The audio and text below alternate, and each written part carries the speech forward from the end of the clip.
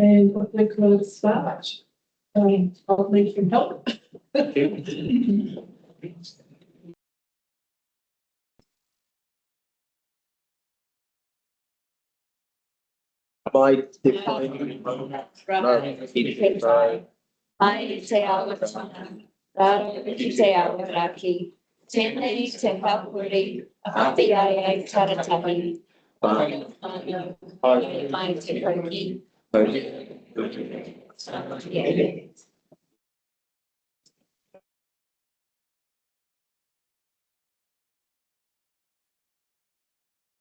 We give you the apologies.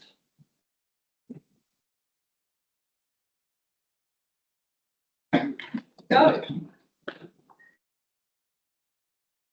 Okay, number 3, points of interest.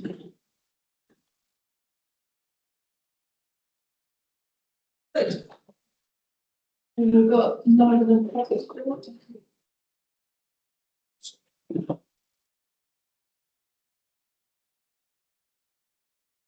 on to number 6, reports. And Fed's one was seconded. Review of information security policies.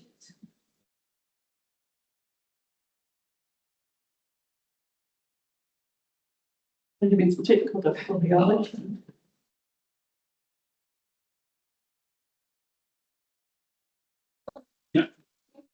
So, Okay, so I've got the first 2 lovely documents in this, and I'll take them together. I am going to make the assumption that you have both read the policy on IT security. The other one is our policy on the use of artificial intelligence, or as I may have mentioned in the large language model technology that is behind it. Just a bit of the outline. The IT security one is an overarching IT security policy approach. I need to say that we will follow a long list of standards that we have in the across the council that do, unfortunately, we have to change on quite a regular basis, and they are actually fairly technical, so it didn't seem the appropriate place to put them in the policy. They're standards that we're trying to achieve. Some of the standards we would never actually get all the way to sign up on it, but they are providing the level of security you want to have in the IT environment, looking after credit card information and other areas. Our approach to that is we do never collect credit card information or store either on the network, as it exposes us to too much, not only risk of losing the data, but potential fines and issues from the banks if we're bound to hold any credit card information with the use of them with the CBCs and so that's the IT policy. The artificial intelligence policy is more along the lines of what we're expecting everyone to pay attention to when they're looking at the use of tools that have large language model used in, or actually websites, because there are a number of New Zealand laws that do apply across the use of it, from the privacy and to where data is stored and located after you use it. For example, if you load stuff into ChatGPT, you will have no idea where that data goes. In a number of cases, unless you change settings by seeing that data is also used to train the model and becomes available to everybody on the internet. So if you're using it personally, be careful about putting up medical records if you try to ask it to interpret that information becomes public. So this is all to provide the approach for policy to ensure that you maintain an awareness of the data that you're trying to protect. Some of the pitfalls, issues around it. Just today, a number of companies actually pay compensation to a number of New Zealand authors for use their data trained language models. So that The other element about the use of artificial intelligence tools and stuff within the council is that most large companies are now treating an AI tool and anything as an employee from the point of view of having to follow their security policies, their access to various data in the network, and their ability to change stuff on the network, because if they get it wrong, they can destroy it and provide help to it. So those are the two. And they're just up here, so we can have visual sign. So, Feel free to ask any questions. any questions? One comment as well, I liked the fact that the policy is going to be reviewed quite regularly because it's just such a fast moving beast. Yeah. Seems smart to be not setting anything in stone too long. I had two questions. One was, it mentioned that if things are being used, if staff are using AI, it needs to have a note saying this was created by AI. Will that include our council reports? Will we start seeing if there's AI components in these reports? If it is effectively created using AI, I would expect that notification to be put in it. Yeah. There are elements, there are AI tools now that check your grammar, check your spelling, don't have to provide any Content. data, but if the whole report is effectively AI giving you a report on it, I would expect, just because you would expect to know our sources and references when we put information together. Yeah. Same way. Oh, and my other question was with regards to paid AI subscriptions. Do any of our staff have access to the subscription models where it has tighter security, or are they all able to just use the free? At the moment, it's they have access to the free ones just because that's impossible to stop. Yeah.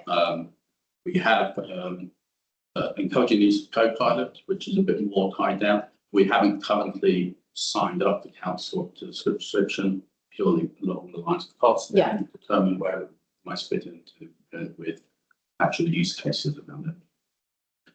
Just in terms of cost, obviously go down the subscription model. This may not be the question for you or not, but does the council see that there will be some savings as a result of being able to use AI rather than some traditional research methods? Will completely depend on where we're looking at the AI side of it. Yeah.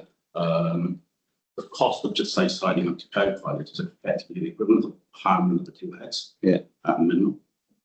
You see, say, for example, that you could use AI as opposed to hiring a consultant to research? At times. What I currently have with some of the quality of the data that's going to be back, if you just ask AI to do it, is you probably need the consultant to validate the AI's output. So you may end up paying double rather than actually getting half the price. And in the private sector, they're beginning to find that it's either costing or actually costing them more money in some cases to roll out development of stuff. Coca-Cola is a fine example of it. They did a whole advert, Christmas advert, it was an AI generated one, and it cost them slightly more than giving it to a film. That would have been an unintended consequence, you would have thought. Yeah. Any more questions? I just had one comment. I thought it was a really good policy, and I agree with Grace. I think it's really good to review this regularly because it's changing so much. Just one thought was just an idea around distinguishing between high risk and lower risk tools, because AI is actually probably a lot of people actually just use Copilot to draft emails or different things like that, and the policy doesn't really distinguish between that sort of thing and you know, maybe putting something into ChatGPT. So I just thought maybe just a little bit of clarification around when we need to label when we've used AI, just because it's such a broad. There's lots of broad applications, and you know, like often it's kind of just becoming part of actually how we're using things all the time. So yeah, that was just one idea I had around just distinguishing that risk level a little bit around about usage and when it needs to be labelled. Yeah. Some of that actually falls into possibly a more HR side of it, because it's more a case of if you say you still compose an email, like that, should you be telling the people that you didn't actually make that email up, you've got a computer to write it for you? Yeah. That it falls into a person side of it, or the tech side and the law side of it. So, Okay. when we drew it up, there weren't quite as many plugins for just email, and people just put it into ChatGPT and said, write me an email, copy it across it. And so you do fall into the people and moral side of it, where you're going to actually do it, which is why I just left it as a control. If you've been using it, especially if it's walks up, you should be able to specify your sources where that information is come from. But no problem about just sticking to tweaking, say future releases and amendment to the overall policy about where you might want to stick. A lot of it is more around, say, artwork generated, especially with the level of tools that can adapt and put people in places where they may never be before, a whole slightly disturbing area of fake photos and things like that. So people might be called standing up in Masterton agreeing to an amalgamation tomorrow. And it's what you sort of say, this is not a true picture thing. We're actually doing this so we can actually do a better side of it. Thanks, David. Okay. Okay, so we'll move on to the recommendations and therefore both reports, the overarching IT policy and the artificial intelligence policy. So, council, move to see the report. Yeah, I'm happy to move that. And second, Councillor Newman. Thank you, Lauren. Okay, and number 2 is to adopt the reviewed overarching information. System policy. All in favour. Yeah, all We in need favour. to vote that it's been moved, but we Yeah. now need to. Yeah, all in favour. It's still. Okay, we'll go back one. Okay, can we all move, Just say all in favour. all in favour? Aye. All against? Yeah, it was easy. That's a great check. Thank you. Motion carried. Chair, excuse me, you have to declare the result. So once the voting has been completed, you need to declare the motion passed. Oh, okay. Carried. Okay, so the motion is carried. Okay, go to number 2. Yeah. Okay, so we adopt the reviewed overarching information system. And second, Gala and Gallen. all in favour? Aye. All against? Motion carried. And number 3, adopt artificial intelligence. Grace, and second? Thank you, Steve. All in favour? Aye. All against? Okay, motion carried. Thank you, David. And moving on. All right, so you're up. Water generations. I'll take the report as read. Generally, things are going fairly well.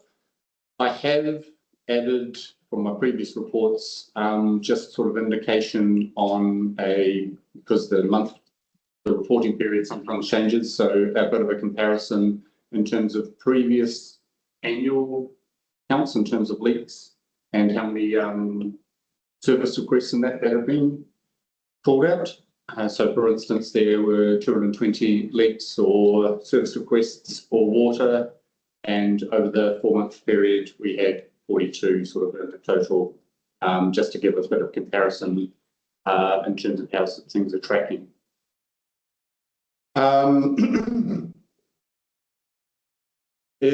Generally, for the wastewater treatment plant is going well. We have been storing up treated wastewater in anticipation of the irrigation, and I do know that we have started the pivot irrigator. Greater Wellington, the nursery, has had some issues from the wind damage, so they are starting to irrigate, but not as much as the previous year, but we're working through with them. But if you do have any questions, maybe we can save it for when Jeet does his compliance around that, because he's been in touch with them. Wastewater standards were out and will be operative from the 19th of December. So that is not really going to have too much of an effect for ourselves because we've already got a 35-year consent. However, it will potentially make the pathway for increasing the land treatment area, or if we talk to any neighbours who might be interested in receiving or using the treated wastewater, it'll make that consenting pathway a bit simpler, as well as hopefully government of free stuff is less expensive. And also basically the discharge for biosolids is in line with Greater Wellington's existing report, so that won't have any issues for our composting operation trial.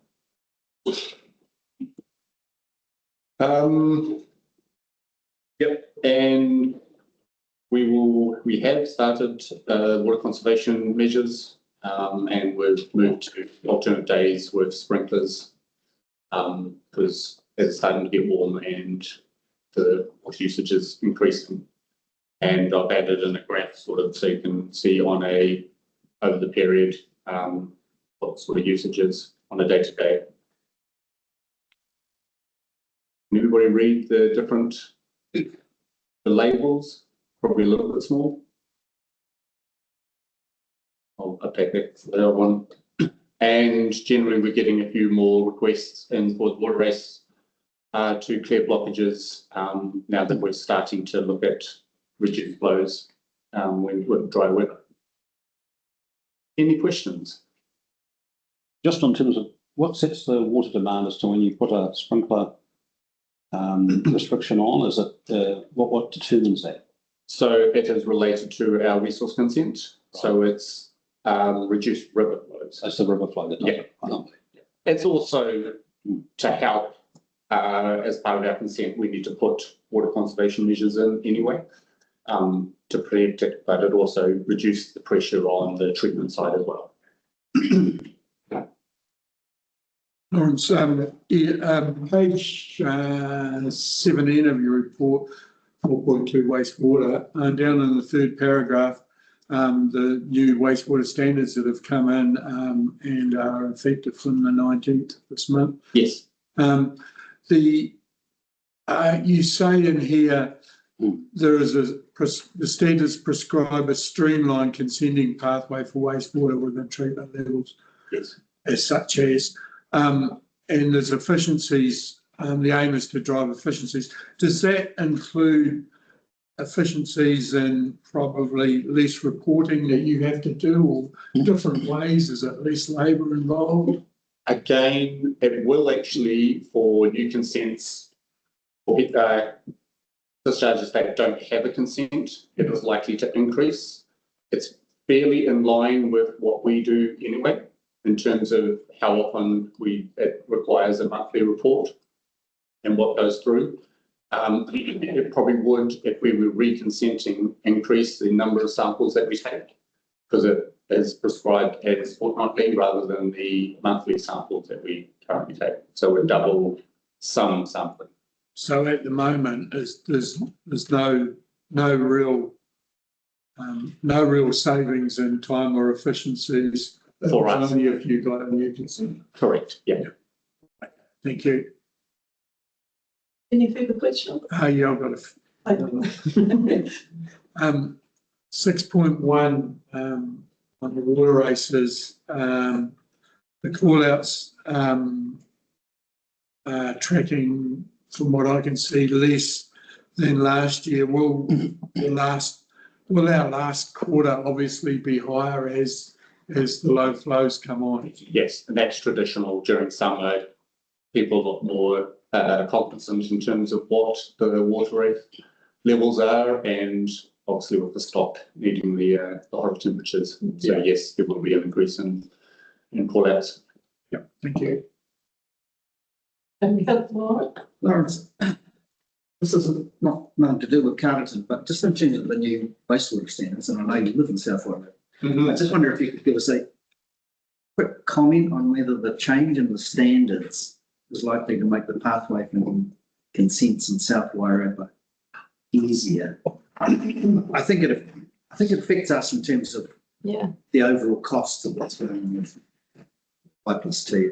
So my understanding is for 2 of the wastewater discharges, they've already got 35-year consents. They're a couple of years ahead for Martinborough and Greytown. So similar, they're not going to have any effect on that. For the Featherston, it will likely have a big effect. However, it will provide clarity in terms of what the receiving environment is, rather than a lot of back and forward in terms of what's going to be required. Okay. So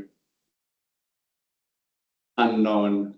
To be fair, I haven't gone through the budgets in terms of what they're estimated the consenting for the new plant, but I do believe they've got a short-term consent.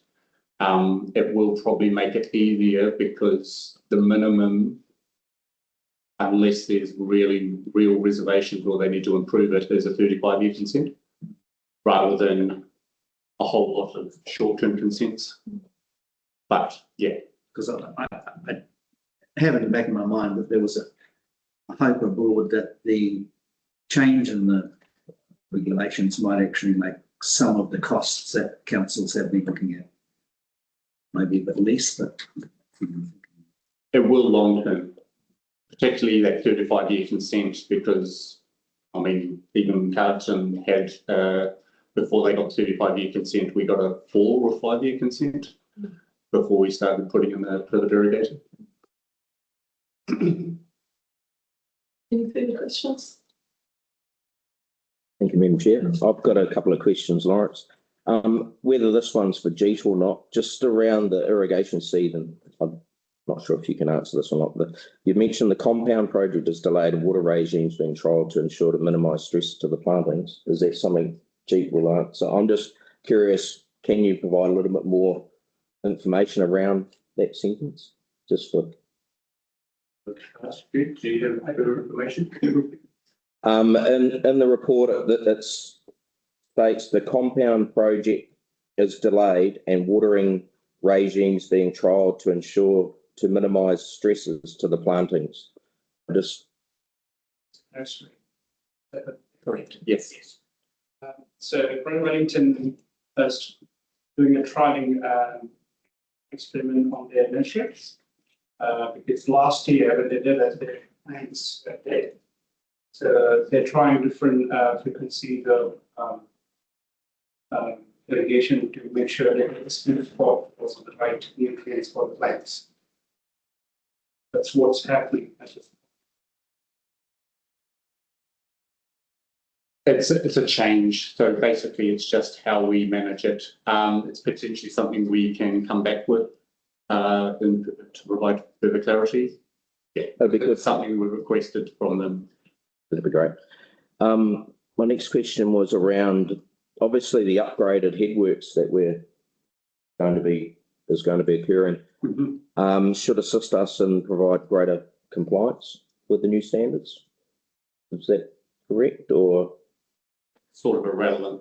It's irrelevant. It'll comply with our standards at the moment, and it doesn't really come into effect until I did do a quick comparison, and we wouldn't be able to achieve the new standards or discharge to water. And I had another question around the discharge for the composted biosolids and the current natural resources plan are similar, so there will be no expected change for the end product. Can you provide some clarity around the discharge of composted solids? So that's termed as the biosolids in the new Westwood standards. And where we're doing the testing as part of the composting trial to prove that it is with the new standards an A1 biosolids. So that means it's a permitted activity around controls in terms of how much you load on a section of land. There are restrictions in terms of you can't grow a crop for human consumption. So yeah, that's very similar to what the permitted activity is for Greater Wellington's natural resources plan. Okay. Thank you. Any further questions?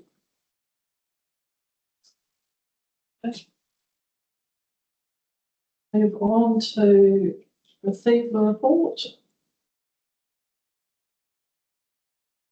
Thank you. Very quickly, and a second. Okay, all in favour? Aye. Any against? Okay. Motion carried. I will get that. Sorry. Okay, we'll move on to 6.3, update on major projects. Christo.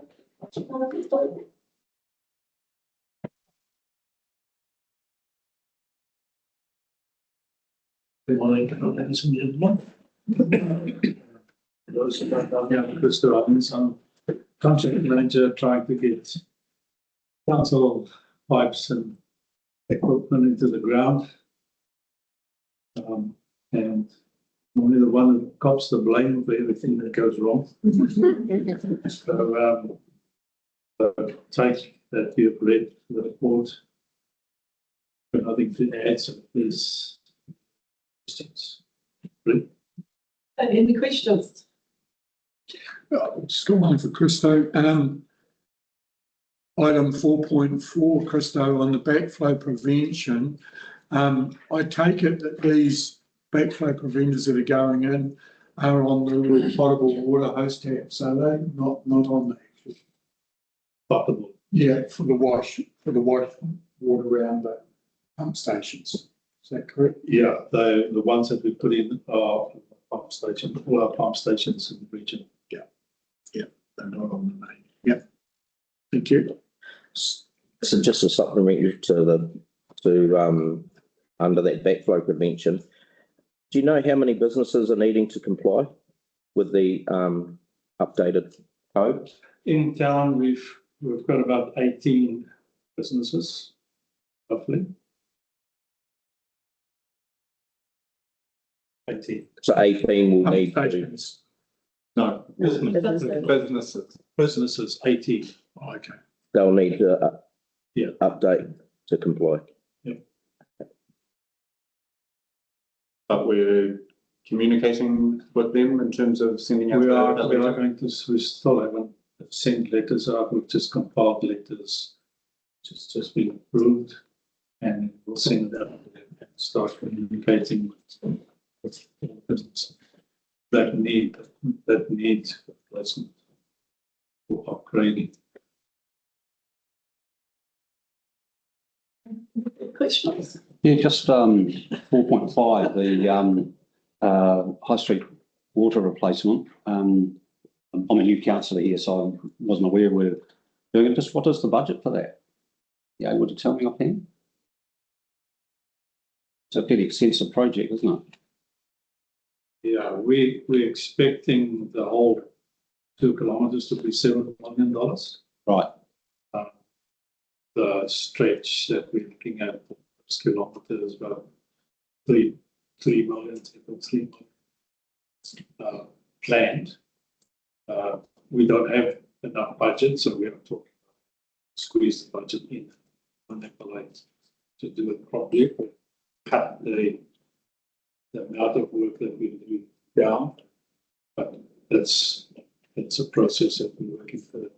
Right, so you're talking about like with the budget you've got at the moment, it's a stop-start, right? As opposed to you want to try and do it all in one go. There must be a savings with doing that. Would that be right? Yep. And there will be a saving if we can. If So the plan is at this stage is to start in January. Yeah. And go a kilometre up the road. And without stopping in between and getting the contractor off site. Yeah. So we will reach up to Victoria Street from Walton Road up to Victoria Street, hopefully. Okay, is there anything that our council needs to do to enable that? Or is that an operational decision? We are discussing that at the moment. Come with it. Right. Is that what I see them doing yesterday? Yes, they are. Is that something like so they are locating sewer laterals. So we're putting a 300 millimeter pipe on the western side and a 50 mil rider main on the eastern side. But the sewer laterals on that side is not on a GIS. There's nothing. It's only a few inches, so we need to locate them, make sure that we don't clash with them. So that's the process that's going. I think you can hear. Thank you. I shouldn't put my hand up, I'll just talk next time. Well, I had a question with regard to the depot toilet conversion. It mentions that there were some major leaks found in the roof. Do you have the additional costs for repairing that before the job was complete? Okay. Not too major then. We just we replaced the 1 or 2 sheets and tightened some up or put new screws in. Tighten up the so it's not. Thank you. Questions? Thanks, Rachel. 4.5, your water main renewal. The start date in January, is that going to be disruptive for holiday traffic, or are we talking late January? No, we'll start after the rush. And there's a run out time. For in terms of traffic management, yes. So that would be safe. So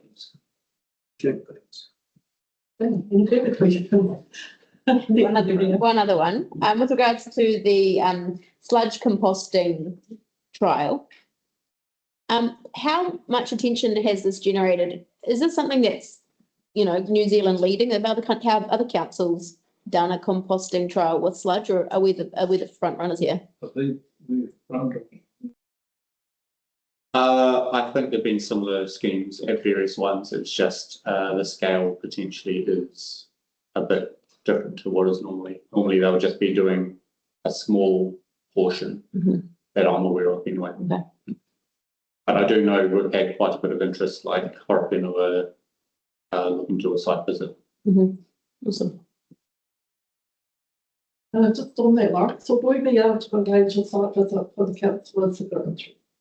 Yes. Thank you.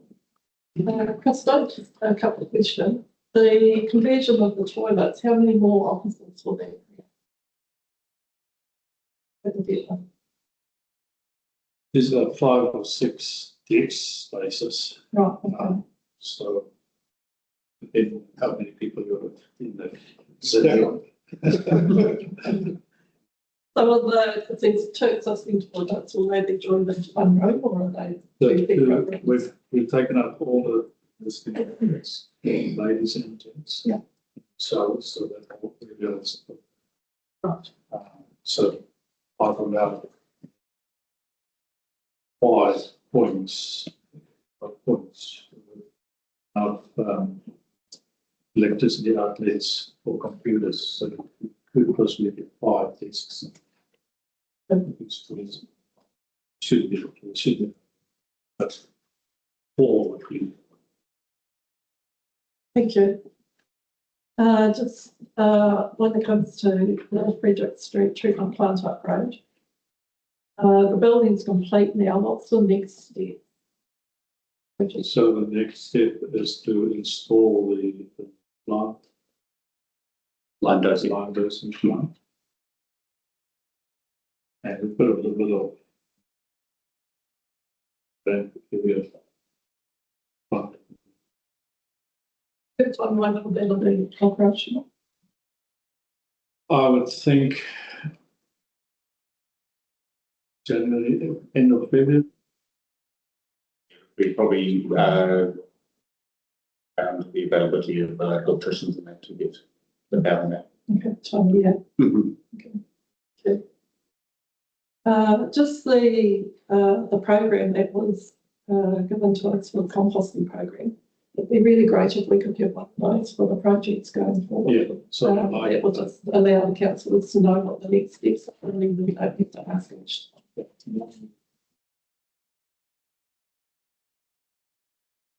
Thank you. Yeah. Thanks, Rachel. Chris, I just had a question going back to the depot toilet.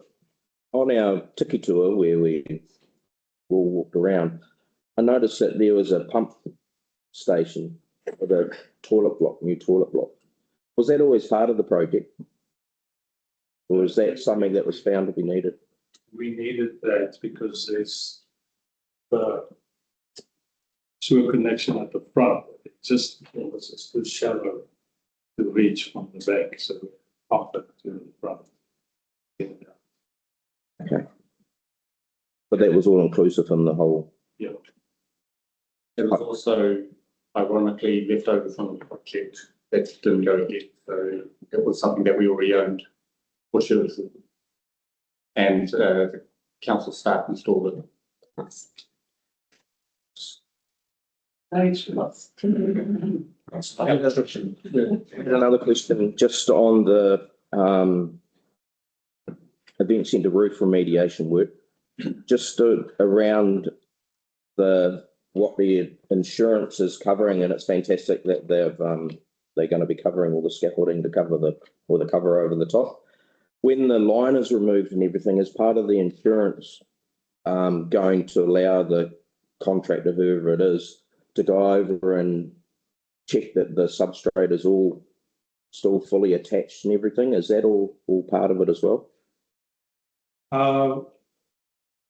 We haven't allowed anything for that, but we'll have a look at it and make sure it's fine. It's not. It's basically just the liner that's the issue. The glue that the negative wind force has just pulled it off. Just while the line is off and everything, it's a perfect opportunity to check the substrate. Any further questions? I think I've got one more. Sorry, Madam Chair. I just noticed in your report there was no update on the Ruamāhanga water storage project. Do you know when we will get an update on? Next week's council meeting. Thank you. Thank you. Any further questions? Okay, we'll move to recommendations. We move to council receives the report. Move. Councillor Della. And second, councillor Boone.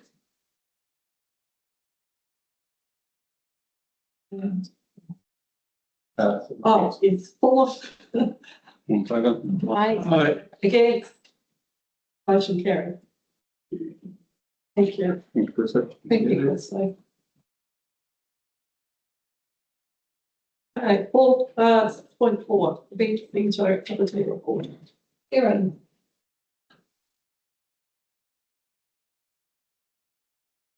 Everybody. Hoping to take the report as read, but obviously this is our first time reporting to policy and project. So really keen for feedback of this is what you want to see in this report. If there's different things that you want to see, please let us know if there's more or less of anything. We've done some work to try and make the stats a bit more readable. Some of those month on month and year on year percentage changes as tables were starting to get pretty dense and hard to read. So we've sort of switched those into a chart format with we've gone for a 6-month centred rolling average, but if people would like to see a trailing for a different kind of rolling average, just let people as well. A couple of things I just wanted to comment on. I just wanted to acknowledge in this forum the Evans Award for the Small Venue of the Year and really acknowledge the team. That's an award of national significance up against Toi Fui, the Hastings Opera House of 900 seated and the Christchurch Art Gallery. So I think it's really amazing to be sitting with players of that calibre, and a real testament to the strength of this team managed to build here as well. The roof membrane replacement, obviously you've seen some in Christopher's report as well. Pleased to say that we've only had one event which has had to be moved because of that, which is a really great result. We do have some small ongoing leaks, and we're sort of having temporary repairs, just sort of effectively patching while getting that scaffolding completed and full remediation work happening in January. Also wanted to thank Austin in this forum for his help project managing that. Yeah, that's been a wonderful help to our team. In terms of the financials there, you can see our sort of operating surplus for the end of the quarter was 17K below budget. Other income is below, but the rental income is up. But a lot of this is demand-based, and the third quarter is always our busiest, as you can see from the events that we've had in the last few months. So we're fairly confident that that's going to come into line over the third quarter. Actual expenditure, again, is slightly ahead. However, this is sort of part of the work of that's currently underway of separating the event centre expenditure from the operating and support cost centre. So there's some actual costs that are still going to overheads. So some of them are kind of looking a little bit shonky, but this is going to be corrected as part of that ongoing review process, and that's expected to be completed for the next quarter's accounts. So then you should be seeing it kind of nice and clean. So we're still slightly in that in-between space. Absolutely happy to take any questions, and as I said, any feedback on the report, more or less of what you'd like to see. Any questions? Firstly, why are you leaving? Yeah, it's a very traitorous thing to do. Oh, fair enough. Yeah, that's not my real question. My real question is like, we've called it now the Wairarapa Event Centre, and how much activity is going into trying to get the other regions to utilise this in terms of your marketing, and how you're going with that? Yeah, pretty well. I mean, we see consistently that our audience numbers are sort of like 50-50 Carterton and the rest of the Wairarapa. So that's great to see. We have been getting more and more meetings and things from Marsden businesses as well. Yeah. Commercial bookings generally this year have been a bit down, but I think that's largely due to economic climate rather than anything else. But I think what we've always seen is that it's kind of been reflected in what we already had, was a lot of sort of Wairarapa-wide businesses and other groups coming in. But yeah, I think with the new name, and when we sort of get to the rebrand stage of things as well, that's going to give us another great opportunity to tell a great story and kind of get out there with some sort of new marketing. Right, thank you. Follow-on question to that and the renaming, rebranding. Where are we at with iwi involvement in helping the set out? Lovely. I'm going to throw that into Jeff. So we have had some feedback from the hapu, and both hapu have expressed an interest in discussing and agreeing a name. So we've given it back to both hapu at this stage and waiting for things to come back.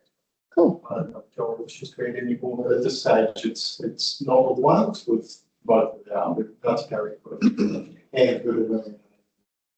Awesome. I can jump in, just very briefly. Yeah, just following up from Jeff, you spoke to PJ Hurunui-Orangi on your Pohiri Day, and he hasn't got back to me, so I'll send him an email to follow up in a text, so we can agree on a name to support the Wairarapa Event Centre. But I'll keep working with Jeff, and Jeff, I'll keep you in the loop when I hear back from PJ. Thank you, Jonathan. Any further questions? I have just a few around the finances. It's been something that I've been asking for quite a number of years. It is a little concerning, the cost to run the event centre on ratepayers. It's probably a question around some of the figures that are in here that and as you say, this will work itself out. But even just some of the figures that are not in there as such, like there's 0 on finance for actuals for this year. The community services support, we're only in a quarter and we're already over the year budget of 53. We're at 57. I'm just a couple of figures that they pop out, and it's just to get an understanding, and that's just a couple of these few more too, just an understanding of what's in behind those. Sure. I might get my thoughts on that in terms of. I think there's a lot of masking around the separation. So I think that there's quite a distortion that's taking place at the moment. So as we're working through those transitions and those rephasings and alignments, we'll probably get some closer sort of connections between a few figures. So can't say too much at this stage, but working through that process, and I guess we'll be enlightened with the next quarter results. Okay, so does that mean that there could be a bit of a shifting of what figures should be under what? Correct. Okay. But yeah, it's a little bit difficult to ask questions at the moment. I think if we take the if we take the overall view of we've got a high level line of rates income that is needed to support the event centre over time, and the balance of income is coming from the events that the event centre is running, whether it be hospitality or ticket sales.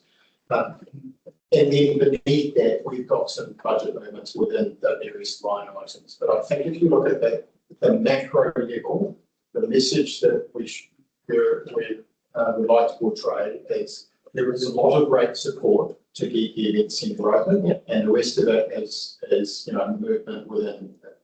I don't want to be dismissive, but there is quite a lot of noise within the lines. But the big picture is we need great support to get the event centre open. And the event centre does create a fair amount of income from ticket sales, etc. And just working through where that shows up.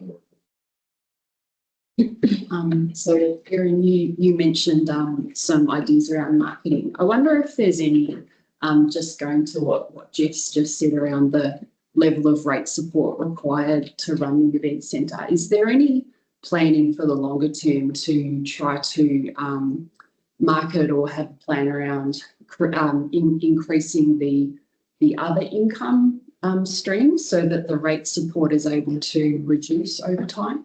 Absolutely, and that's largely where we are sort of targeting our marketing, ticket sales, and increasing business and utilisation. And a lot of that is around attractive events that will not only benefit the community but also sell well as get the hire. So it kind of becomes that three-fold if you're trying to target promoters, producers, people creating work, as well as the audience then that will attend that work. So obviously that benefits us too, and then food and beverage on that as well, which has been a really great stream for us recently. Just a question around financing the event centre. It's gone a decade or so now, but is there still any debt identified to the event centre, or has that all been retired? I know we've got a finance charge in there, which I presume is and the depreciation. I noticed the finance charge is actually showing it's now trying to suggest that the loan was probably a 10-year loan, and it's been repaid. So the charges will now fall to depreciation, which will be the largest cost, essentially financing the renewal. Okay, thanks. Follow-up question to that. So the depreciation falls under CapEx, and then the rest is OpEx? Depreciation is, Oh, so it's all. Correct. It's all OpEx. Councillor Lawrence is correct. Depreciation is operation. Okay. very unfair. It's like that civil. Okay. Any further question? Yeah, I'll start with I'll try to a compliment sandwich. Congratulations on getting the small venue award. I think that's a fantastic achievement when you're looking at who we're up against. Quite an amazing result to win that. So I think that's something that our council should be really proud of, and I think our community will be too. as the mayor alluded to, he's been asking about this for 6 years. I feel like I have for 3. To get these numbers, I mean, we got the agenda, and the first thing I scrolled to was the financials, I'm not going to lie. The fact that 72% of the event centre is funded by rates was significantly worse than I imagined. I did think it could, in my sort of, is it going to be 50% rates? Like, how much are we propping this up? 72% isn't a prop up. That's like we're giving it a, oxygen mask to keep it alive a little bit. And that's not a number that I'm not comfortable with. I imagine a lot of the councillors aren't comfortable with it. I know our community, when they agreed to build this, reluctantly agreed to build the event centre, that was nowhere near the figure that they thought would be being funded by the rates. I did some maths, potentially maybe some questionable maths, but it's like 6% of our rates go directly to fund the event centre. $1.3 million. The thing that I kept thinking about yesterday, because we'd had a conversation at the ELT about the fact that we don't fund footpaths. And I thought, wow, if our ratepayers thought about the fact that we don't fund footpaths, but we spend 1.3 million on the event centre, there'd be some really hard questions that would be asked. I'm really interested in having conversations and workshops and whatever we need to do to figure out how we can turn the story around. With the looming background of Masterton building their own event centre, it's quite a terrifying prospect of the fact that we earn 495,000 in income for the event centre. I was actually quite pleased. I thought that was quite a good figure of what we're earning, but it's just our costs are way too high. And you look at the cost for personnel and then depreciation, which I know you can't control, but it just seems like at the moment we're running a business that's really, really not profitable. But it's having good results and it's having good feedback in the community. So it's a really hard one because you can't just say chop, chop, because we're winning awards and people like it as a venue, but people don't like it 1.3 million rates. And when we're looking at trying to find costs to cut, it feels like this is going to be a hard conversation that we have going into the long-term plan. It's just way, way more reliant on rates than I anticipated. I'd be really interested if council officers could look into some of the other venues around the country that run similar models. I'd love to know. I tried to look last night. I was asking ChatGPT, like, how much do the Hawke's Bay spend on their venue? Because I'd like to know if we're way out of whack with what other councils are propping up their event centres, or if this is across the board a really unaffordable model and it just sort of is what it is. So if we could look at some comparisons, it would be helpful for us when we're making decisions, I think, going into the long-term plan. If there were any,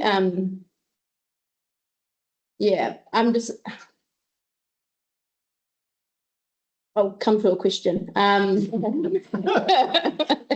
my monologue. I mean, for the last 3 years, we've been saying, can we separate out these numbers? Can we separate out these numbers? And the answer's been, oh, it's really tight in there. And I just struggle to believe that the management didn't have a clue that it was this significantly, like we've got 6% of our rates disappearing into an abyss. We must have known it was really the event centre costing this, not general community services. It's quite clear that this is a significant line item. I'd love if, not for instance, Erin, someone on the finance team or Jeff perhaps could talk to your expectations. When these finances were put in front of you, were you shocked? Or was this sort of what we were anticipating but not wanting to see? We separated out finances as us, and it was a large piece of work. Was I surprised? Probably not. I don't know of any corporate that runs an event centre because they aren't profitable. I'm really conscious of the Christchurch event centre that was built by the government and offered to Christchurch City Council for $1 and they refused it. I think that's the telling story of event centres and venues and conference venues around the world. I'll be interested to see how Sky City cope with these, because they are expensive to run and fully occupied all the time. Even then, so overly surprised. It's consistent with what I've seen. And it, just to add, sorry, Erin. I was just with respect to what you were saying around looking at other event centres. I've anecdotally done a few calls and sort of checked. Fortunately, around 70% is about there. Some of them are worse. So actually, it's not so bad, but I also would be really happy to do that more formally and sort of put a bit of research around event centres who were happy to share that information with us. Cool. Yeah. I really just want to say thanks, Jeff, and we really appreciate the work that the team has put into separating all this. It has been an ongoing saga, but I think this does come back to something that Grace has mentioned and you yourself has mentioned around in public, in media, around the fact that Masterton are still looking at building their own potential event centre, town hall, which will end up being in direct competition with our event centre, which is already, as you can see by the figures, costing ratepayers 70-odd%. What would it go down to if Masterton get theirs up and running, and what loss will their event centre be at? And it's got to, the Wairarapa has to get to a point with the conversations we're going through at the moment and what's been put out by the government, that Masterton need to seriously consider how they move forward with this. And I look forward to those conversations. Really good question. I think it absolutely reflects also the message that I was putting in my pre-election report, which was the Kōtuia region is the greatest where we duplicate or triplicate facilities. And where we see here that our garden ratepayers are supporting this facility, and then Masterton ratepayers go and build their own facility and are required to contribute a significant amount of their own rates to keep that facility operating. We amalgamate, and then we've got the same ratepayer base funding two facilities that are less than optimal in terms of their patronage. I think that's an absolutely brilliant conversation that we should be having across the region. Yes. I want to fully support what the Deputy Mayor said around how we run the event centre and everything. The feedback from groups that come in and utilise it and everything, and the winning of the award just really highlights how well the team work and how well you lead your team and everyone in behind it is. It is really fantastic. So this is a downside to having a fantastic event centre, but hey. If we can just say that the conversation's important, and it's good to have the numbers, but I wouldn't like the ratepayers of Carlton to think that we can save $1.3 million a year by closing the event centre. It's here. It's not going anywhere. These costs are what they are.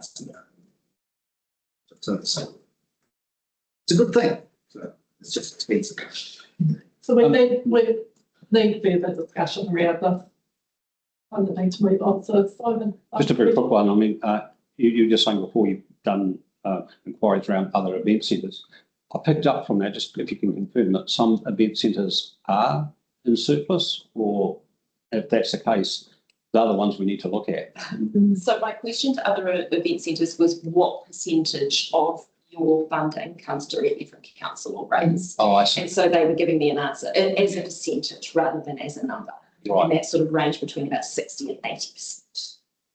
Okay, That's so probably, for example, though, I'm talking about 5 people who I just called up on the phone. So happy to make that a larger piece of just to give us a point of comparison.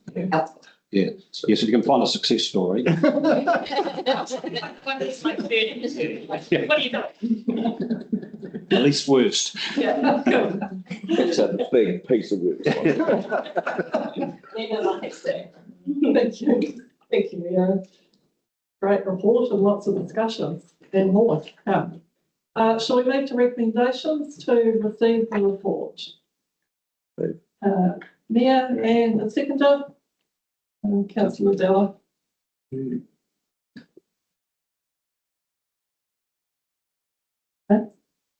All four. Oh. All four. Aye. Any against? Motion carried. Thank you. Thank you.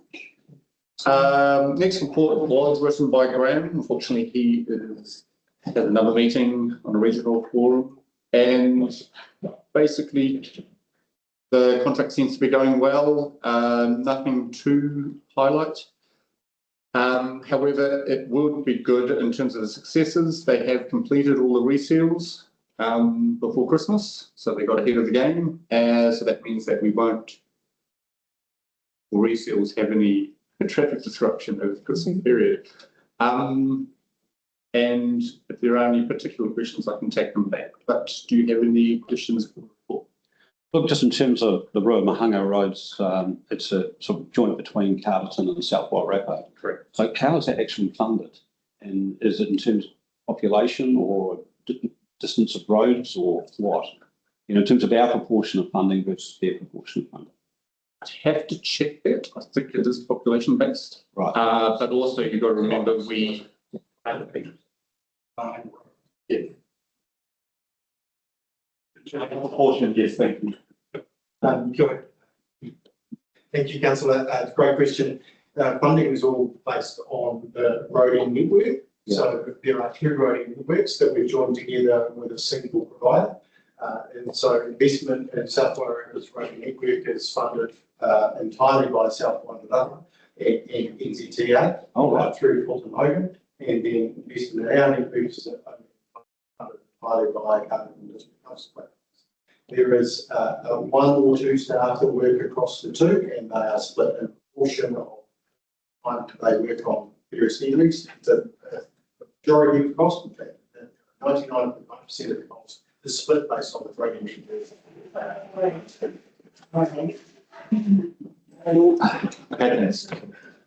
Yeah, and part of it is funded with NZTA. Yeah, through the FAR. Yes. Yeah. Yes. Yeah. Thanks, Chair. Lawrence, are you able to give us an update? I see we've got in there our speed management plan talking about the school zones. What about the rest of our speed management plan? That is with, there was a couple of extra information that was required. It is with the Director of Transport. Okay. Thank you. And we don't have any idea of when that might come out? South Wairarapa's, I think, was about a month after they sent it through to them. So I'd expect it early in the new year. Thank you. Yeah. Three things. Firstly, with the report itself, about a little over half of it doesn't relate to us. Is there some way we can pull the South Wairarapa stuff out? It's just more stuff to read than it's. I know it's extra job, I agree. he's obviously producing a report to it. Great. Yep. Keeps talking about the Arafakatu. There's no such bridge. It's the Arafakatu. Yeah. So, yep. And the other it's a question really, I think it might be interesting to people in general. I've been driving over the Chester Road piece of resealing twice a day for a month or so. Just in case people don't know, what they've done is they've fundamentally added a metre to each side. So went through and built up the side of the road on each side. Then they came through and ripped up the seal and basically rebuilt the road, resealed it, and just yesterday they put the white lines on. 547 metres. I just wonder what that cost. I mean, it's just interesting to me in terms of what we get for our money and how much money we actually have to spend on upgrading the roads. I don't know if you have that number, but I would be interested in what that actually is. In terms of the comparison, I'm pretty sure I can check with Graham and we can add it into the next report. Yeah. But we do pay a per kilometre sort of rate. Yeah, I just thought in terms of, I think it would be interesting for people to know whether that's 100,000 or 2 million. I suspect it's somewhere in the middle. So just to add to that, are you able to find out the budget allocated for or identified for bridge maintenance? Yes. just alongside what you've asked for. Thank you. I just have a question on bridges as well. Mhm. So the table that has identified bridges that need immediate attention, are any of those structural elements going to affect safety rating? My understanding it doesn't, but I can get it confirmed by Graham. Any questions? Look, just a note on the speed limits around schools. We're going to put a variable 30k sign in around Carterton School. It's impossible probably even to do 30k around that area. Is that just a little bit of an overkill, putting a 30k sign there? It's in line with the rest of the, the way. Yeah. Just seems to be unnecessary expenditure. Just a comment. Just to add, we went through quite some consultation around our speed limits are outside schools and outside marae and so forth, and the community the majority were very supportive of that. Oh yeah, I'm just thinking of that particular instance because it's right on the corner here, right? Yeah, so you won't be going around that corner. Even doing 30k around the corner would be quite a challenge. But it's a certain meterage from the school, right? Yeah. Yeah. Also, you're allowed, Jackson Street. even if you could. Yeah. You're saying that you're only allowed to Do 30.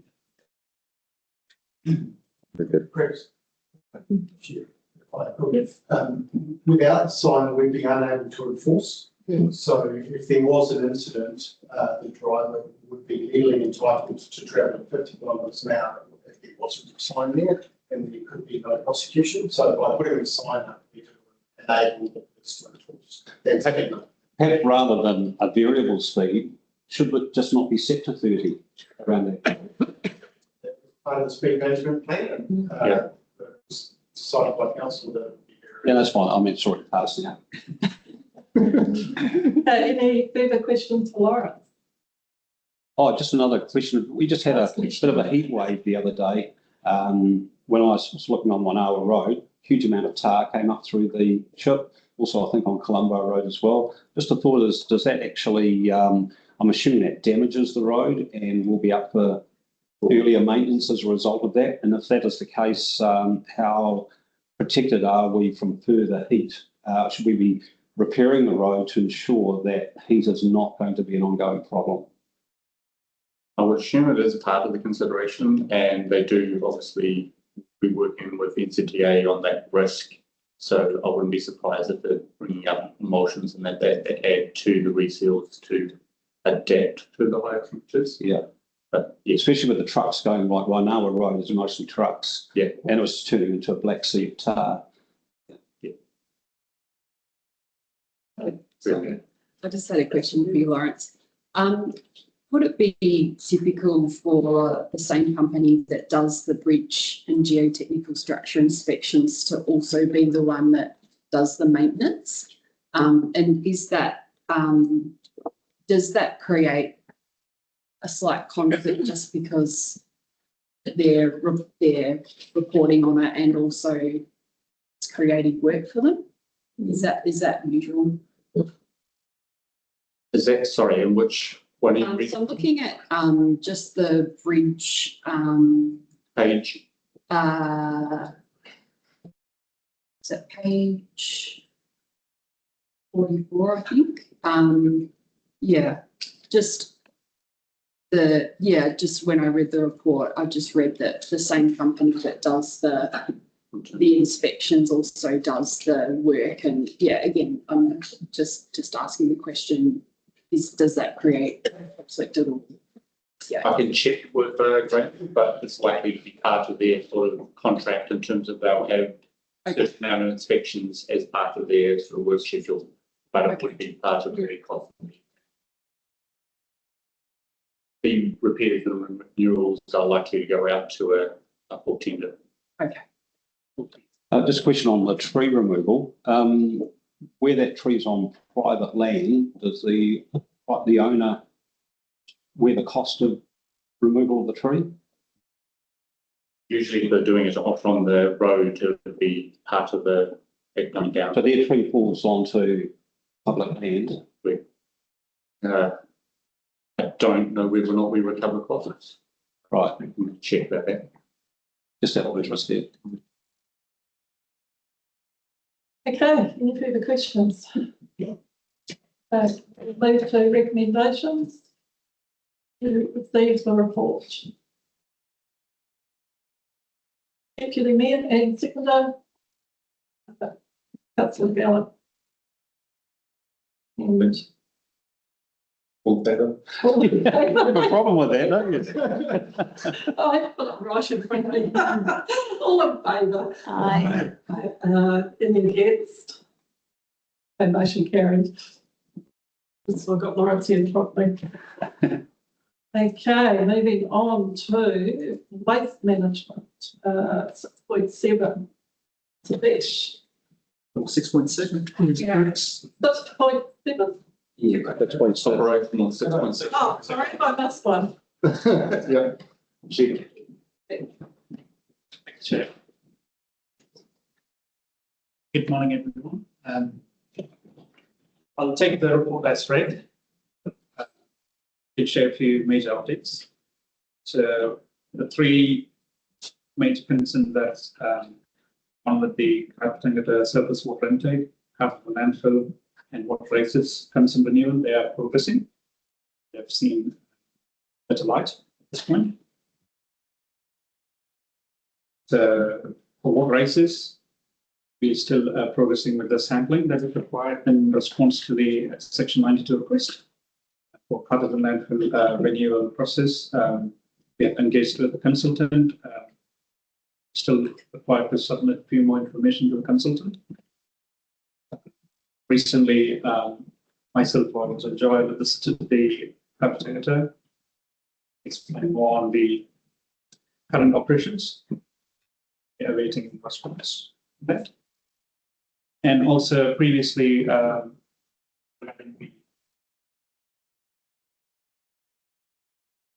Greater Wellington Nursery Delegation.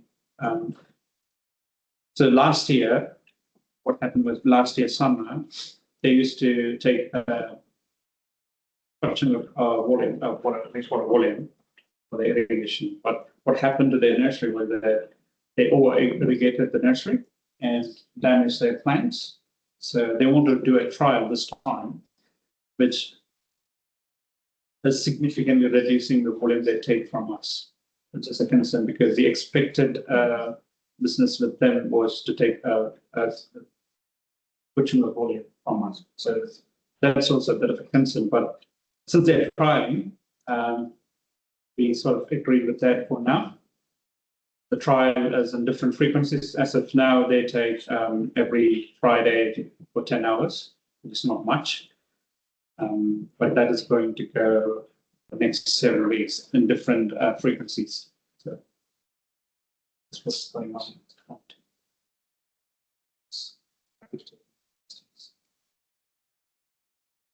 Yeah. Thanks, Rachel. So just around that, Jeet, thank you.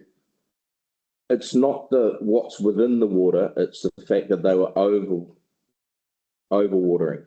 It's like there's nothing in the water that was affecting the plants. It was just the fact that they had too much water.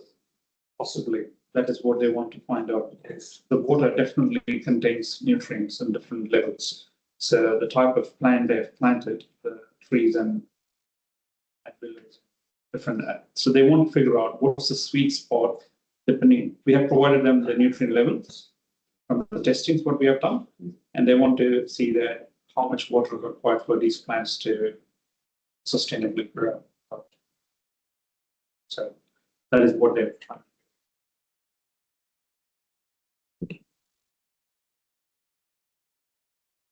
Yeah, thanks, Ted. Good report. I'm a little bit concerned about them, the regional council actually going back on what they originally wanted to take our water and our design. I can't recall exactly, but I think it was something like 20, 25 litres a second that they said that they wanted, and could we supply it? So we built all our infrastructure around that, around those flow rates, and now they're cutting back. So there's been probably extra cost on us, providing the infrastructure that will cope with these higher flows. So we could get landed. The only thing that I can see that as their nursery gets older and their trees get more established, and they probably will need more water.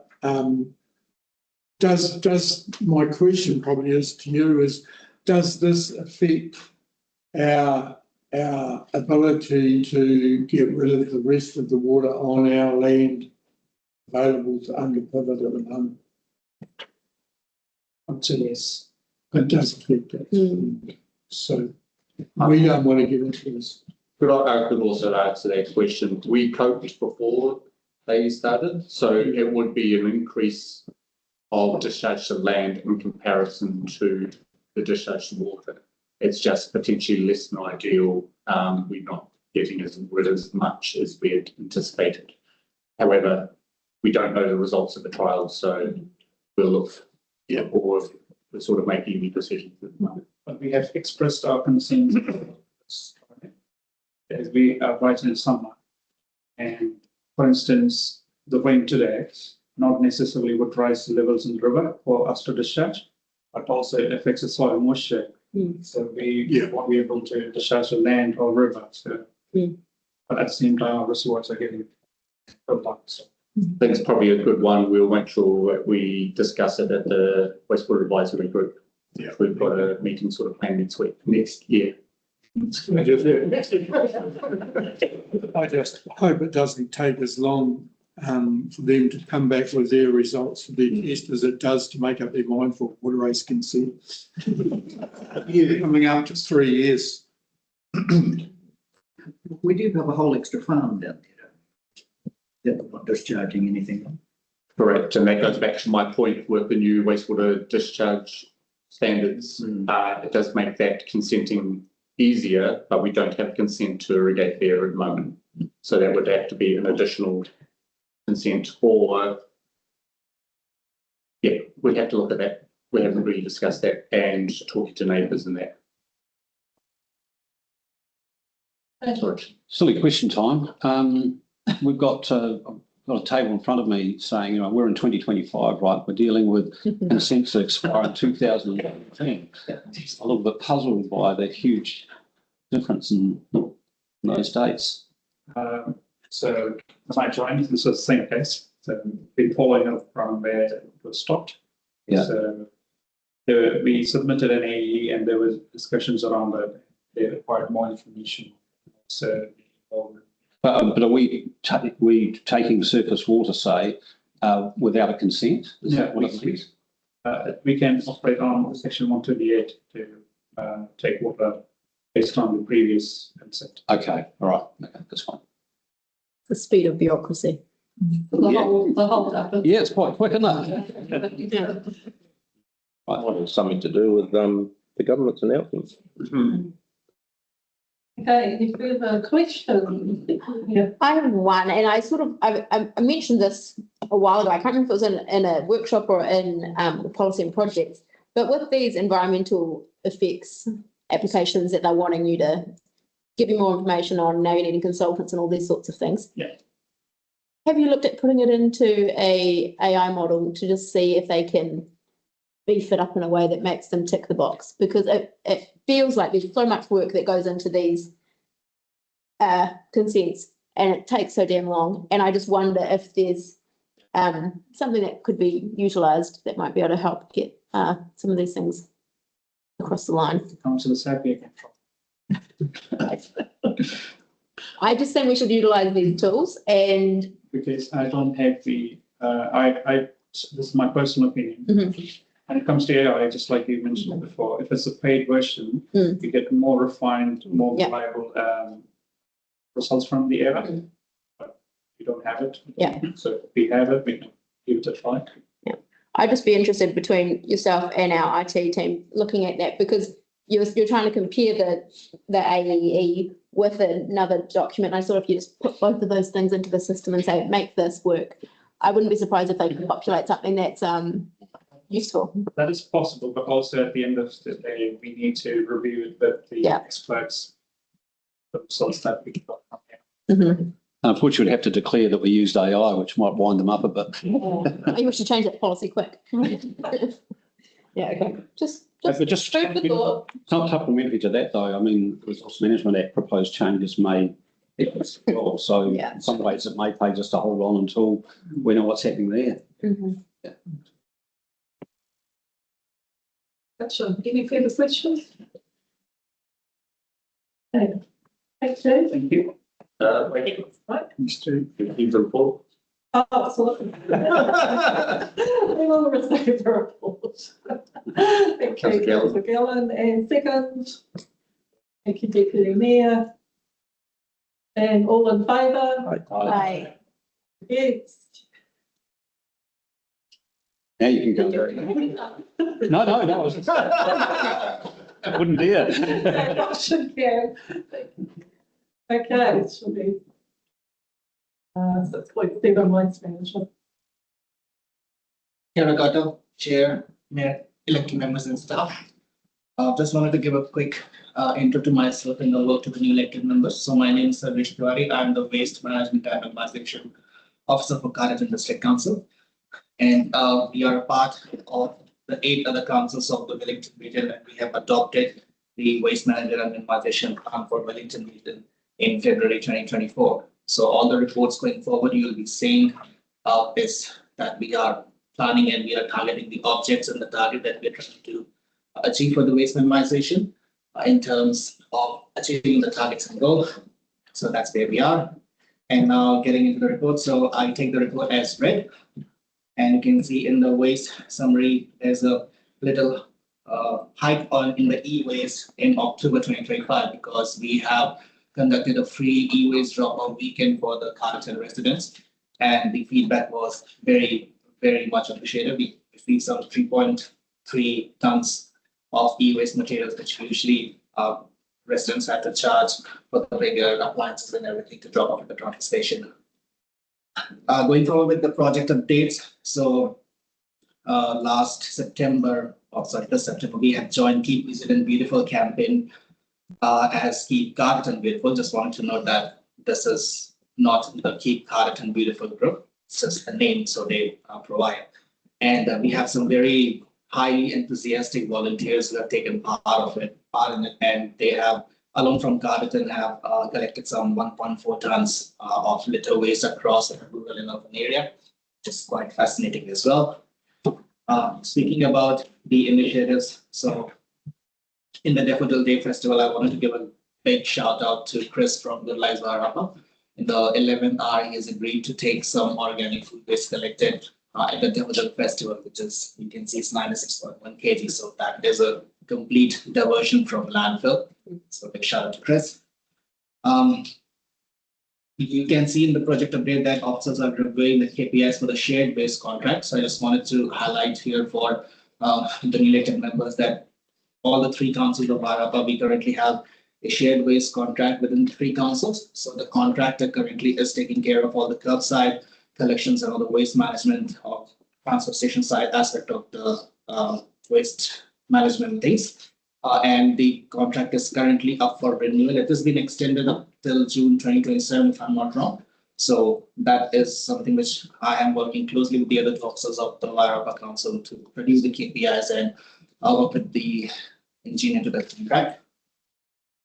And just, you can see the service request. It's for the last 3 months. Smart Ruamāhanga interviews are contracted, doing an absolutely fantastic job.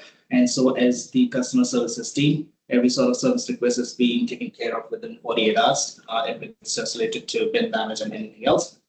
For the next step, we are looking forward to do a swap analysis. And by swap, I mean the solid waste analysis protocol for the curbside and the transfer station for the whole of Wairarapa. What it will give us is a big sort of data management and a complete brief of what waste, of what type of waste is going where, and it will give us quite a nice update when we are going into our organics curbside collection or into our next organic steps. And yeah, in the upcoming next year, we are looking forward to some trials at Central Environmental and Ruamāhanga and Earth Starch for the different sorts of waste stream to be recycled and to be reused, to reuse in such extents. I put down some pictures just to see how happy the residents are. There were also pictures of me, but who wants to see me? Yeah, and we also had waste education with Kate Fenwick in Carterton twice in the last 3 months. And she will definitely be coming more and more in the next upcoming quarters for us as well. So that's for the report, but just to give a very quick WMMP update as well, because earlier this week, we had our first joint committee of the Triennium and Wellington City Council. It was attended by the officers, and the deputy mayor also had went to the meeting with us. I just wanted to give some update on the joint committee so the new chair has been appointed for this Triennium joint committee, which is Councillor Jeff Hayward from Parva City Council, and the deputy chair is Councillor Andy Mitchell from our City Council. And going forward next year, all the joint committee meetings will be in Rural. So this will be, I believe, on a personal base officer perspective, it will be a good decision because nothing against the Wellington City Council, but they have this agenda or a legislation that the members physically present in person has the right to vote in any sort of aspect, but the City Council doesn't have that, so it will be very helpful. But yeah, that's me, and I'm up for any questions or comments. Yep. Yeah, thank you. It was good to attend on Monday, and like you said, I'm pleased that they're changing to Whareroa because it will mean that you can have quorum for online, so it saves people travelling to a meeting about trying to save the planet. So that always looks good. I have a question about the Daffodil Day. I think the waste diversion is a great news story. I did notice on Daffodil Day there were people standing guarding all the bins. Would be curious to know at what cost that was. Just to correction, so they were not guarding the bins, but directing the residents to sort the waste in such a manner. I'm pretty sure Jenny can provide you the better finance aspect of how much they charge. But if I'm not wrong, on top of my head, they have roughly around some 5,000 for the event, for the traveling from sorting the bins and from taking care of the waste and in terms of landfill as well. So I'm pretty sure that was the price, but I can check with Jenny and get back to you. So. Thank you. And that was paid for by the festival, was it? That cost? You just cancel. Yeah. Which is, I fuck that. Right. Any questions? I just have a comment. Thanks, Rachel. Just out to the community really around their participation in the Keep New Zealand Beautiful cleanup campaign, and well done on CDC who extended it a week. I think that's Extended 2 weeks. 1,400 kilo is a fantastic result from around our roads and everything. So thank you to the community for doing that. Other questions? I will move to recommendations. We move to receive the report. Sitting here, and second, sorry, Councillor Burns. And that I always forget.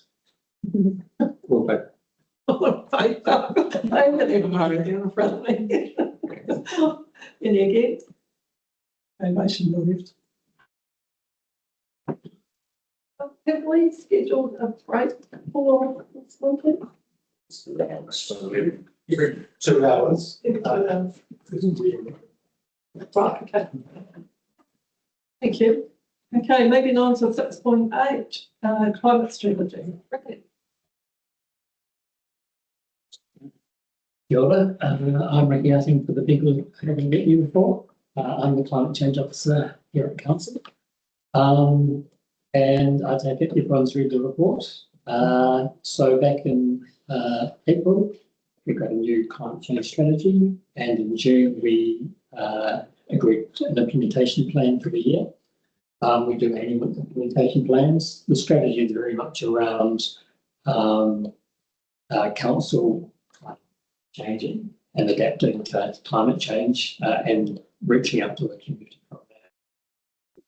So the report, as you will see, is very much around everyone else's successes, and I just take credit for it. No. We're actually doing really well. We're actually ahead of where we said we'd be in the implementation plan.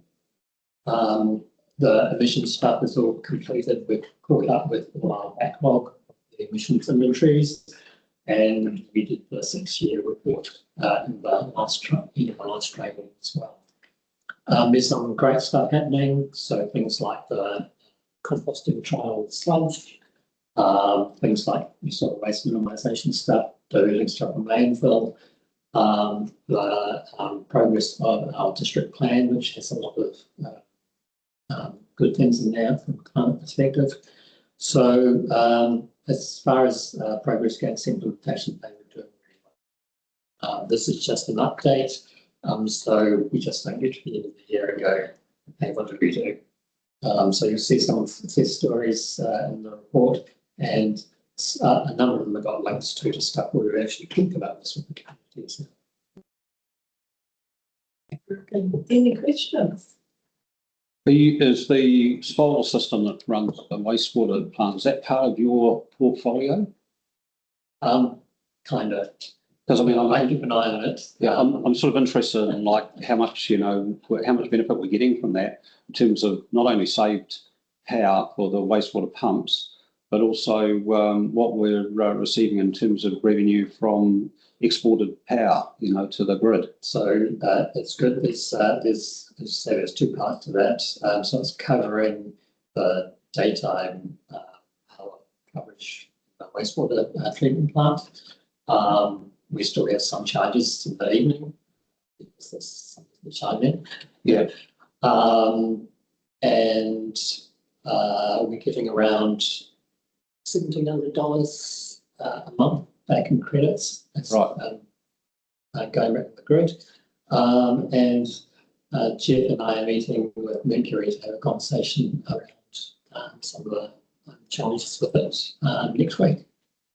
Yeah, it wasn't in your report though. I think it's quite a good initiative, and I'm wondering if it's successful, whether it can be expanded into other aspects of council activity. So one of the things I've been looking at is the electricity usage across council.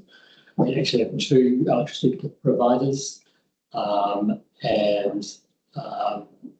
I'm pretty convinced we haven't optimised the way that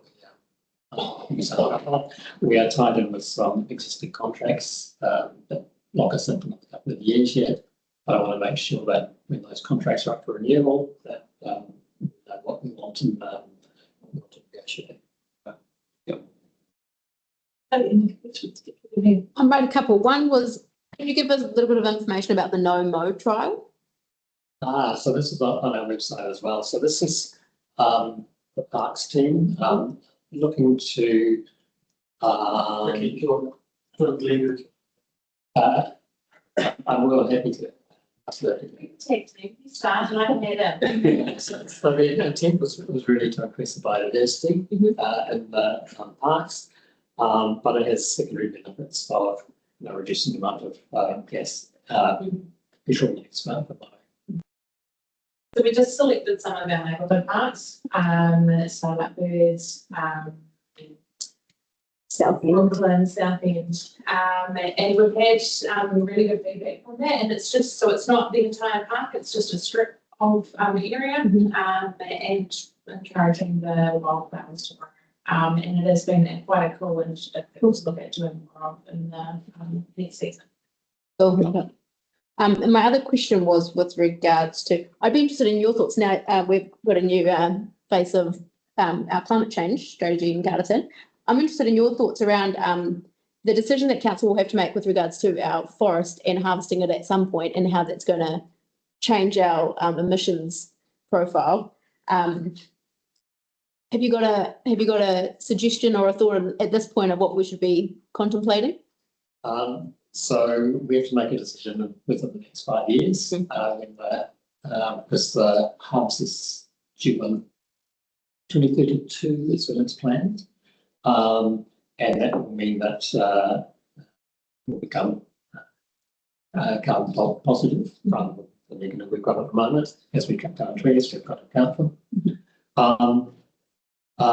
There's been some initial conversations about what could happen with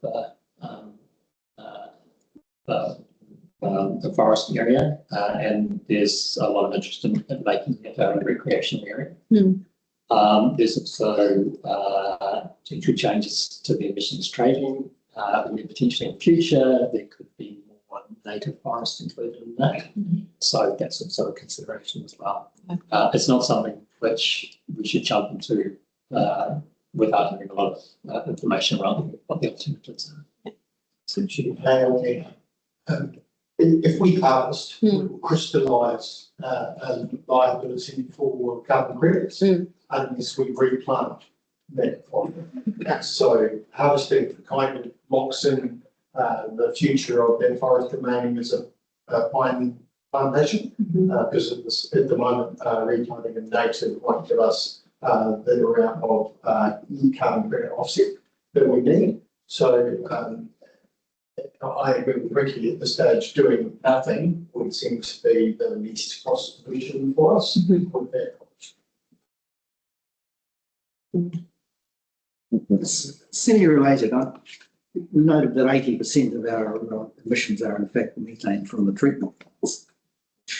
Raise two questions. One is, if they're not our treatment plant anymore, is it still our problem? Yeah. Yes. So the way that we account for our emissions, if it's not a direct council emission, then we don't count it. That seems to solve the problem. Sweet. Correct way to reduce our emissions.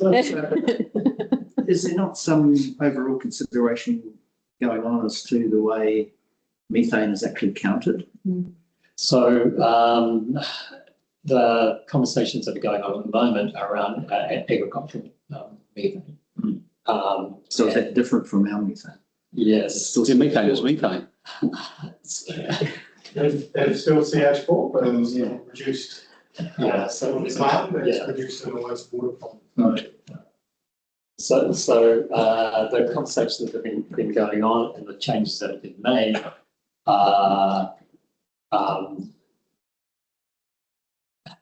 because methane is a short-lived greenhouse gas, they're using no additional warming, no additional total figure rather than backdating it.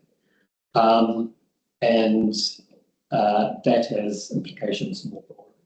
So at the moment, the agricultural stuff is treated separately from the industrial.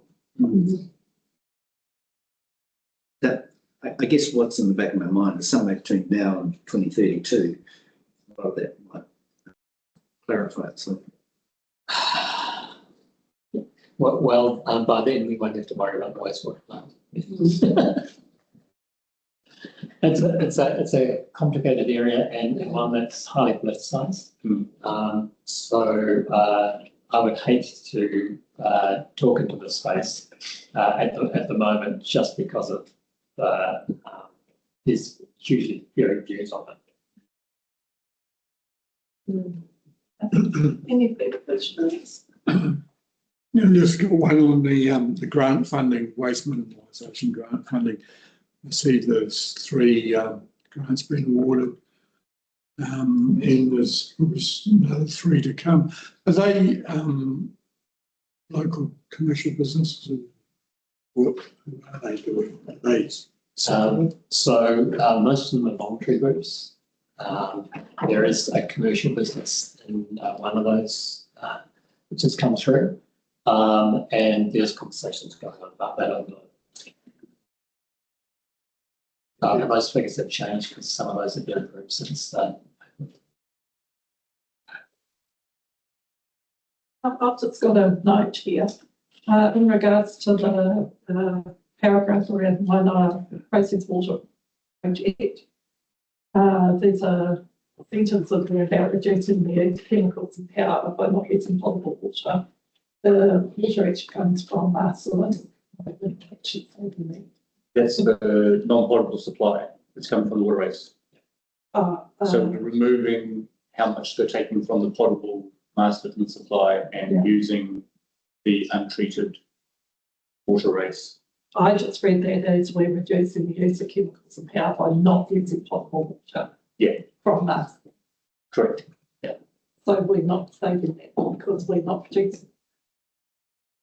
It's happening. Yeah, marketing was sacred, yeah. Yeah, that's how I read it. From an environmental point of view. Yeah. Can't we receive it? Yeah. True. Just why I want to check. Yep. Any other questions? Okay. We will move to recommendations to receive the report. And thank you, Councillor Geller and seconder. Yeah. And to All those. all in favour? Okay. Okay. Motion carried. Sorry, I need to pop up. 6.9. Over to you. Policy review. Thank you, Madam Chair. Mayor, Deputy Mayor, elected members. Keep myself sort of organised a little. Yeah, it was a bit of more. I will generally take this paper as read. What you'll note here is we just wanted to give the elected members a overview of, these are in particular a lot more of the regulatory policies or the long-term plan policies. They're not internal staff ones. Of just where they're sitting, just so we can start scheduling and potentially some workshops. You'll see this time around we've tried to do them like amber, green, red, so it's some really clear, this is what we're doing, and I've tried to put a bit of a timeline so you'll see where the peak times that we're going to be reviewing these policies. So in an ideal world, we would look at scheduling in a workshop for the elected members next year and actually just specifically do it on those policies, not do a workshop on one policy, then take it to the next meeting. It would be quite good to let's see the direction this council would like to go and what ones do you want to review, and maybe that you want to get rid of some policies. So we've done a little bit of a policy synopsis of what they are all about. You will note that there is one that's due for review this year, and I just want to flag that just because the policies haven't been reviewed by their due date doesn't mean that they don't exist or that they're not still relevant. And it's a water into the civic gardens policy. It's about 2 lines. So it's one of those ones that actually, do we need to have a better look at it? Is it relevant? And that's something that we'll discuss with all of you next year when we look at doing those policy reviews. I would like to note that there was a lot of work done in the last Triennium around the combined policies, being the class 4 gambling and standalone TAB, the local alcohol policy, smoke free. And then on top of that, there was also the reviews of all the Wairarapa combined bylaws. So there was a really good amount of work done collectively across the Wairarapa in that regulatory space. These are the ones, and partially because we knew we had all that work to do, was why we had these ones that we knew would roll around more into this training. So it's probably a really good time to have a good look at them. Road naming, we got the list of the culturally significant names, so we've finally been able to build that into their policy. The psychoactive substances and local approved products policy may be one that we have a discussion about, do we retain or not? We've had it in place since 2021. At the moment, it's a joint policy between MDC and CDC. SWDC indicated a desire to join in if there was a review, but until we really have any clear indication of is the local policy working group, what's happening with it, is there a desire to have joint policies? I think we'll just shelve that one at this stage and then decide whether it's up for a full review, whether we have our own standalone one based on what we've got, or whether we determine that we haven't had to use it since 2021 and it's at relevance. So, how to answer some questions on. Any questions? No. Yes. I didn't have one, but you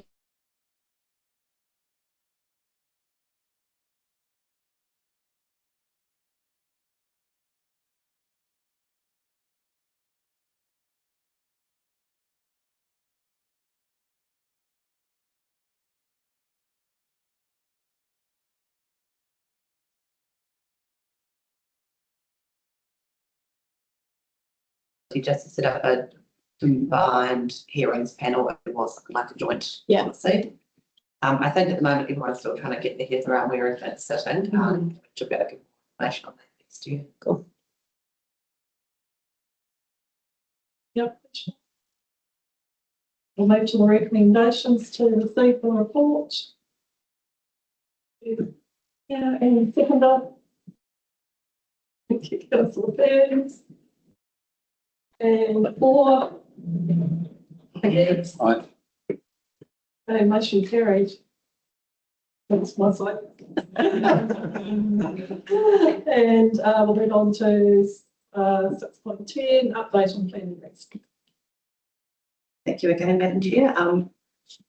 For the newly elected members, we do try and do this report at every policy and project. At times, if we've had a very slow month and we've only had a couple of consents, we might hold it over for the following month.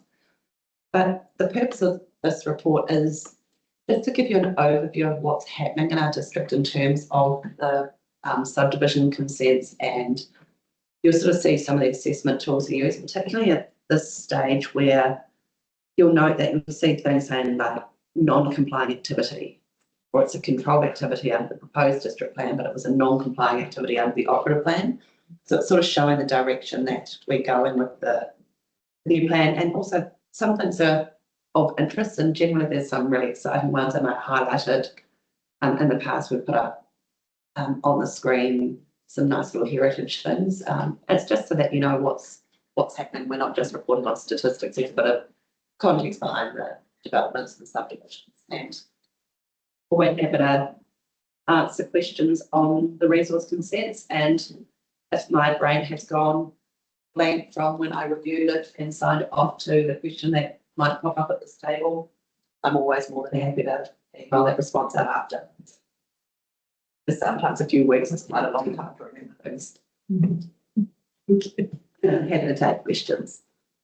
Just in terms of subdivisions, the rules have changed, right? So that subdivisions can now be smaller. Is that right? You know, in the rural lifestyle block area or whatever, has that been responded to? Has there been a rush of consents for subdivisions since that rule was changed? No, it's a little bit of a watch this space too, because you still have the national policy statement for highly productive land. So you can only subdivide those smaller lots that they're not on LUC 1, 2 or 3 soil. And actually in Cardiff, we've got quite a lot of our lifestyle and fringes is that LUC 3 at least. So yeah, also until that appeal period is finished, there was a few people that got it that were quite clear and went, oh, let's get in there before the decision version's notified. And then there's been a few, we've had a bit more of an increase, one coming in between the decision, because when the decision came out, all those rules have legal effect until the appeals close. And then anything that's been appealed no longer has legal effect. And we have to revert back to assessments against both plans again. Sorry for the question. It's quite a process, isn't it? And yeah, there's a lot of jumping backwards and forwards between rules and plans right now. Yeah. So yeah, we haven't seen a massive gold rush, unlike prior to the plan being notified.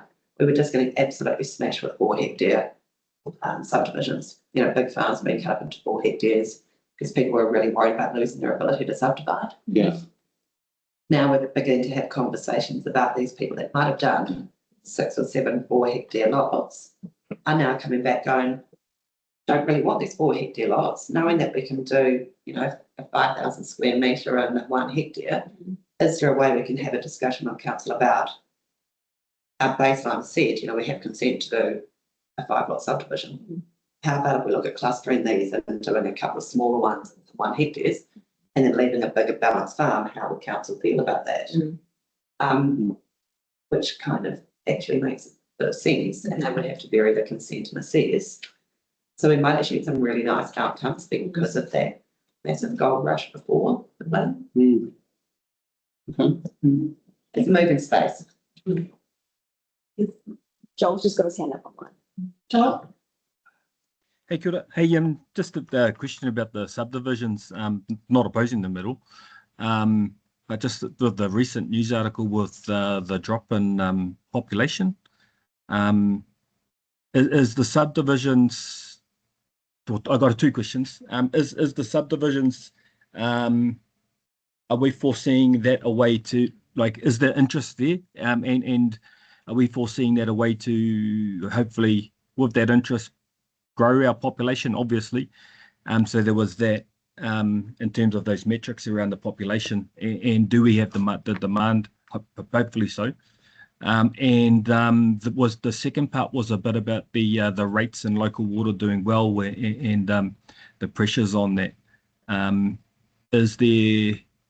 Are developers having conversations around how they might mitigate tapping into infrastructure that might make, I guess, having alternate options to particularly black water, or how they might mitigate some of the pressures with the increase of rates because of things like local water doing well, and then for minimizing additional pressure on CDC infrastructure. Is there any, sorry if that's not making full sense. Yeah, just a two-part question. Yeah, I'm pretty sure I kind of definitely get where you're going. So there is definitely interest. People are, because we're in that sort of appeal period, people are just waiting to see what the outcome of that is. It definitely will grow our district, and particularly when you look at the urban area where there is the capacity to connect to the reticulated network, dropping the minimum lot size down, we've got a significant amount of land from Brooklyn Road south that can be developed into those smaller 350, average 400 square metre sites. And we don't have the infrastructure issues that some of our neighbouring councils do. So in some respects, there's that real benefit to us of developers are looking to cart it in. They're also just waiting for land possibly to become available and potentially some larger blocks. And in terms of the local water done well rates, the district plan that we've gone out and proposed does have quite a focus on resilience and climate change and things like that. So any mechanism that developers want to build in to minimise pressure on the reticulated network and to make things affordable and sustainable will be considered. Probably the example for me is the urban area requiring mandatory 5,000 litre water tanks for non-potable use. So there is definitely that drive. I may not have answered that second part of your question 100% correctly. Oh, no, that's fine. I just want to make sure that developers are not, we want population growth, but that, like, if people coming from out of town and then having the rates and then putting pressures on council and councillors, I probably guess unfair and uneducated expectations on council if rates, with all of the stuff that are happening with rates. That was all. But thank you, and look forward to seeing more. Any further questions? Okay, we'll move to recommendations.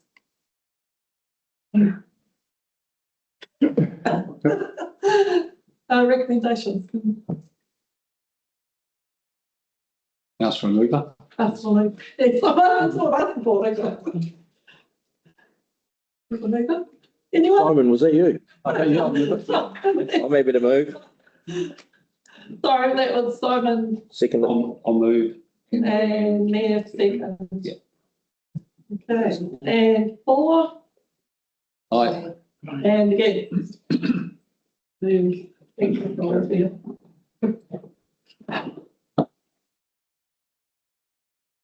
you. And 11 delegations. Okay, very key. And go to katoa. As the report just outlines, council must adopt the delegation planning for the new Triennium. We have been, as some will be aware, through risk and assurance review at their last meeting, and some feedback has been incorporated alongside staff changes, which are largely administrative. However, there are some delegation changes as proposed by the Risk and Assurance Committee. Take the list of 3. That's questions. Not be the shortest. Don't forget the scout. We left the most exciting reports till last. Happy to move. Yeah, love the changes. So Okay. Move and maybe suggest, is everybody okay if we receive all recommendations? This one. One oh, sorry, yes, there are, yeah, expedient. True. shall we combine, happy to combine the three? Okay, so to receive the report, to approve the recommended changes to the delegations manual as outlined in attachment 1, and to adopt the updated delegations manual for 2025 to 2028. And a mover, Mayor, a seconder, Deputy Mayor, or against.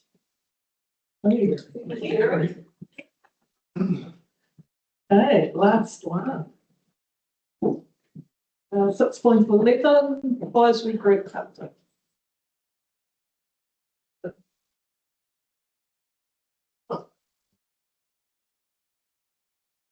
I'd like to. We can't. Problems possible. To the table. Shut up.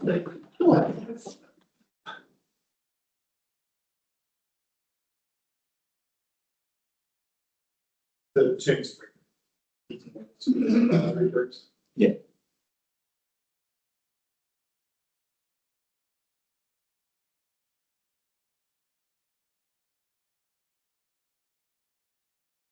For as an explanation, what we are doing here is the advisory groups meet, but often there is a mechanism for the advisory groups to bring that information forward to council. So what we are proposing is in this meeting, that will be receiving the minutes from the various advisory group meetings. If you're aware of what was discussed and any recommendations that may be being pushed from the advisory groups out to council as well.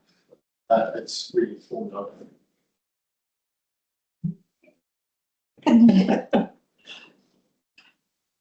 Do we have any questions for either Jerry or Jeff? Finish it there, the chairs of those advisory groups may say. I'm happy to speak on the walking on wheels and people and places if you want me to quickly, because I chaired both of them. Most of that was just about whether there was an interest to join those two groups together, which there was. And so we had a bit of discussion about what that would look like and what those people would be quite keen to see.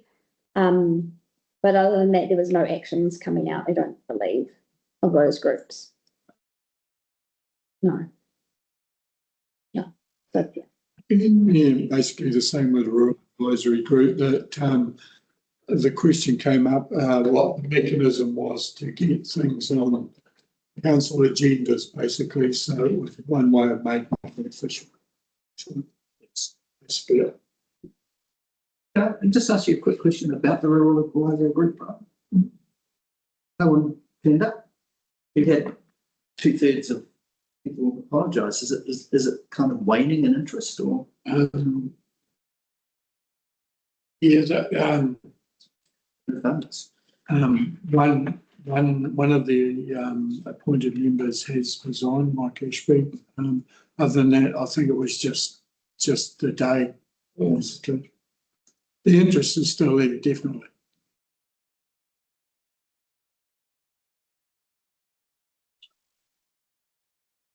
Move to recommendations to receive the meeting notes from the people, places, walking and wheels and rural advisory groups and meetings held on 3rd of September 2020.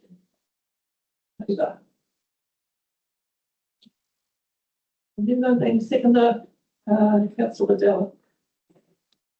And four. Aye. And again. Okay, thank you. Very.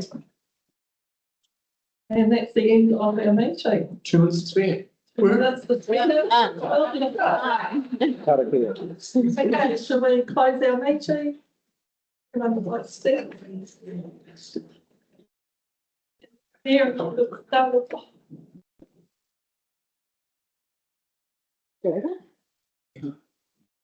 Ia whakaria te tapu, ia wā tia ai te ara, ia tiviti whakataha, Yeah. Yes. It's like But, five. Thank you, Joel. Rachel? Ka kite. My apologies for my, I just need to sidetrack. Just like a piece of paper around the side. Order, yes. Paper in the hand is good.